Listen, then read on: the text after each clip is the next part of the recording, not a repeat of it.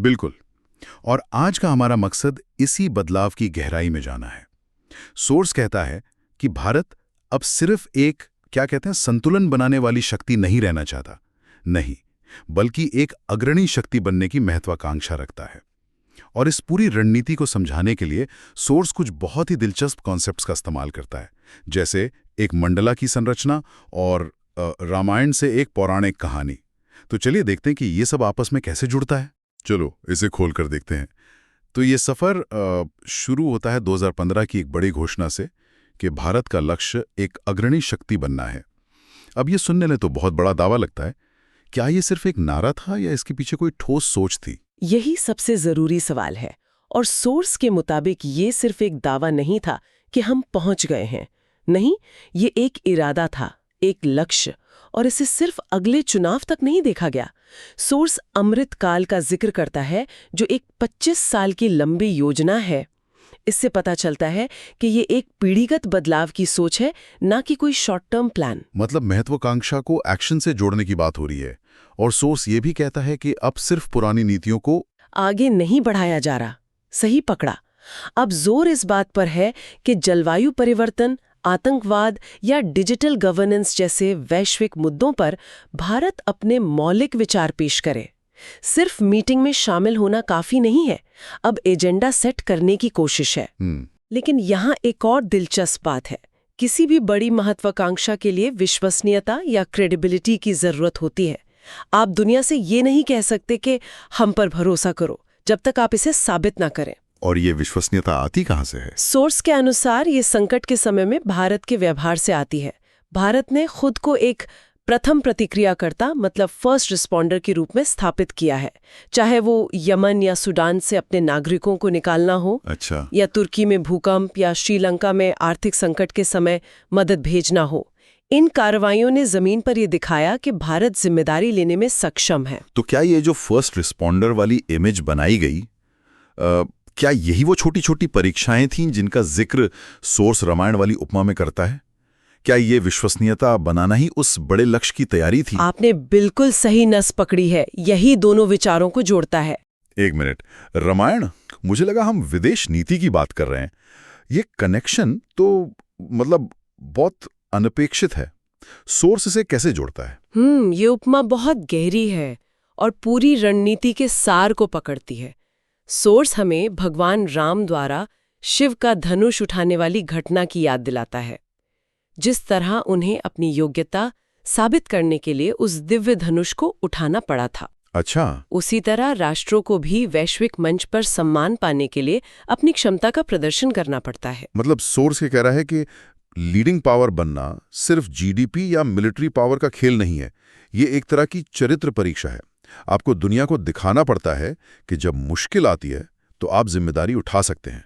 ये तो पूरी सोच को ही बदल देता है। बिल्कुल, ये सिर्फ घोषणा करने से नहीं होता। आपको अपनी ताकत और इरादा दोनों दिखाने पड़ते हैं। और सोर्स ये भी साफ करता है कि भगवान राम ने ये एक दिन में नहीं किया। धनुष उठाने से पहले उन्हें छोटी छोटी परीक्षाओं से गुजरना पड़ा। ऋषियों को ताड़का और सुबाहु जैसे राक्षसों से बचाना। और आज के भारत के लिए ये राक्षस कौन है? आज के राक्षस आधुनिक चुनौतियां हैं। सोर्स के मुताबिक ये हैं कमजोर बुनियादी ढांचा, सीमा पर मौजूद खतरे और मानव संसाधनों का पूरी तरह से विकास न हो पाना। इन चुनौतियों से पार पाना ही वो छोटी छोटी जीतें हैं जो बड़ी परीक्षा के लिए तैयार करती हैं। हर चुनौती, चाहे वो डोकलाम हो या कोविड के दौरान सप्लाई चेन का संकट, एक परीक्षा की तरह है। यहाँ तक कि परमाणु शक्ति बनना भी एक परीक्षा थी। सबक ये है कि बड़ी शक्ति बनना एक क्रमिक प्रक्रिया है। इसके लिए धैर्य और संकल्प चाहिए। लेकिन इस सब को अमल में कैसे लाया जा रहा है? विदेश नीति के ये सभी कदम अचानक तो नहीं उठाए जा रहे होंगे। सोर्स इसे मंडला कहता है, जो सुनने में बहुत ऑर्गेनाइज लगता है। हाँ, ये कोई एलोमेलो रणनीति नहीं है। ये एक सोचा समझा डिजाइन है। मंडला का मतलब है संकेंद्रित वृत्त, यानी एक के अंदर एक बने हुए घेरे। अच्छा, जैसे एक प्याज की परतें होती हैं, सबसे जरूरी हिस्सा कोर में और फिर बाकी परतें बाहर की तरफ। बिल्कुल सही उपमा है। और सबसे अंदरूनी परत यानी कोर है नेबरहुड फर्स्ट, हमारा तत्काल पड़ोस। इसका लक्ष्य ये है कि पड़ोसी देश भारत के साथ रहने में अपना फायदा देखें, ना कि मजबूरी। और ये सिर्फ बातों में नहीं है। सोर्स में सीमा पार बिजली ग्रिड, ईंधन पाइपलाइन और रेलवे नेटवर्क जैसे उदाहरण दिए गए हैं। ये ठोस चीजें हैं जो दिखाती हैं कि भारत के साथ जुड़ने से पड़ोसियों को फायदा होता है। और इसका सबसे बड़ा सबूत श्रीलंका के आर्थिक संकट के समय मिला। जिस तेजी से भारत ने वित्तीय सहायता दी, उसने इस नीति की विश्वसनीयता को साबित किया। ये दिखाता है कि भारत इस क्षेत्र में स्थिरता लाने वाली एक शक्ति है। ठीक है, तो ये तो ही पड़ोसियों की बात जो हमारे बिल्कुल साथ हैं। लेकिन भारत की दुनिया तो इससे कई बड़ी है। जब हम इस घेरे से थोड़ा बाहर देखते हैं तो सोर्स हमें कहाँ ले जाता है? तब हम दूसरे वृत्त में पहुंचते हैं, जो है विस्तारित पड़ोस। पूर्व की ओर ये एक्ट ईस्ट नीति है। मुझे याद है जब लुक ईस्ट पॉलिसी आई थी तो उसे एक अच्छा कदम माना गया था। लेकिन एक्ट ईस्ट में जो ऊर्जा है वो बिल्कुल अलग है। ये सिर्फ देखने की नहीं, करने की बात है। इसका जोर आसियान और इंडो पैसिफिक देशों के साथ सुरक्षा, कनेक्टिविटी और डिजिटल संबंधों को गहरा करने पर है। और पश्चिम की ओर भी एक बड़ा बदलाव है, जिसे सोर्स लिंक वेस्ट कहता है, खासतौर पर खाड़ी देशों के साथ। मुझे ये बात बहुत दिलचस्प लगी कि यूएई के साथ संबंध अब सिर्फ तेल और श्रम तक सीमित नहीं है, जैसा कि पहले होता था। यह एक बहुत बड़ा रणनीतिक बदलाव है। सोर्स बताता है कि यह साझेदारी अब प्रौद्योगिकी, निवेश, सुरक्षा और रक्षा तक पहुंच गई है। यह दिखाता है कि भारत अब मध्य पूर्व को सिर्फ ऊर्जा के स्रोत के रूप में नहीं, बल्कि एक अहम रणनीतिक भागीदार के रूप में देख रहा है। और फिर आता है सबसे बाहरी वृत्त। यहीं पर अमेरिका, चीन, रूस जैसी बड़ी शक्तियां हैं और यहाँ चीजें थोड़ी मुश्किल हो जाती हैं। सोर्स कहता है कि भारत अब सिर्फ तटस्थ नहीं रह सकता। उसे अपने हितों की रक्षा के लिए जिगजैग यानी लचीली स्थिति अपनानी होगी। लेकिन क्या जिगजैग करना अवसरवादिता नहीं है? क्या इससे भारत की छवि एक भरोसेमंद पार्टनर के तौर पर कमजोर नहीं होती? ये एक सक्रिय और व्यावहारिक दृष्टिकोण है। अच्छा, इसका मतलब है कि भारत अपने हितों के आधार पर अलग-अलग मुद्दों पर अलग-अलग शक्तियों के साथ काम करता है। जैसे क्वाड में अमेरिका और जापान के साथ है, तो शंघाई सहयोग संगठन में रूस और चीन के साथ भी मंच साझा करता है। ये भरोसे की कमी नहीं, बल्कि आत्मविश्वास को दिखाता है। और इसी बाहरी वृत्त में ग्लोबल साउथ को जोड़ने की बात भी है, जैसे समुद्री सुरक्षा के लिए सागर नीति। हाँ, सागर नीति के जरिए मॉरिशस, सेशेल्स, मालदीव जैसे समुद्री पड़ोसियों को एक साझा सुरक्षा और विकास के फ्रेमवर्क में लाया गया है। तो आप देख सकते हैं कि ये मंडाला हर दिशा में फैला हुआ है, लेकिन एक सोची समझी संरचना के साथ। लेकिन इस पूरी मंडला रणनीति को ताकत कहाँ से मिलती है? मतलब इन सभी घेरों में प्रभावी होने के लिए घर में भी तो कुछ मजबूती चाहिए होगी। आपने बिल्कुल सही पॉइंट उठाया है, और यहीं पर इस रणनीति का चौथा और सबसे महत्वपूर्ण स्तंभ आता है, आत्मनिर्भर भारत। बिना एक मजबूत घरेलू अर्थव्यवस्था, तकनीक और रक्षा क्षमताओं के ये सारे वृत्त खोखले रह जाएंगे।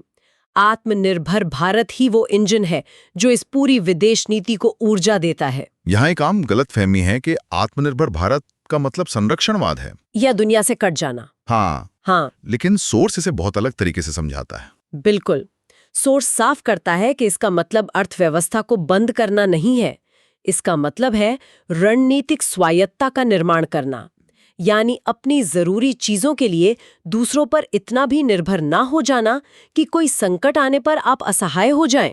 यानी आत्मनिर्भर भारत का मतलब दरवाजे बंद करना नहीं, बल्कि ये सुनिश्चित करना है कि आपके घर की नींव इतनी मजबूत हो कि बाहर तूफान आने पर आपको किसी और के सहारे की जरूरत ना पड़े, चाहे वो सेमीकंडक्टर चिप्स की सप्लाई हो या जरूरी दवाइयां। एकदम सही। ये घरेलू क्षमताओं का निर्माण करने के बारे में है, ताकि भारत वैश्विक झटकों का सामना कर सके और बाहरी दबाव के आगे झुके नहीं। इसीलिए अब राष्ट्रीय सुरक्षा की परिभाषा बदल गई है।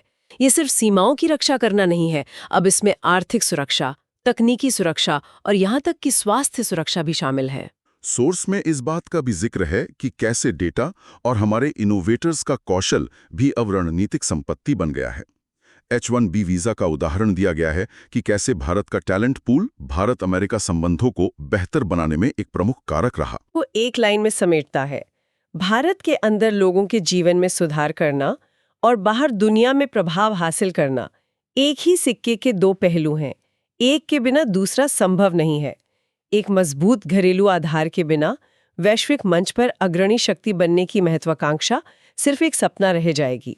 तो अगर हम सबको जोड़कर देखें तो कहानी ये है कि पिछले दशक में भारत की विदेश नीति एक निष्क्रिय भूमिका से निकलकर एक सक्रिय और महत्वाकांक्षी मोड़ पर आ गई है।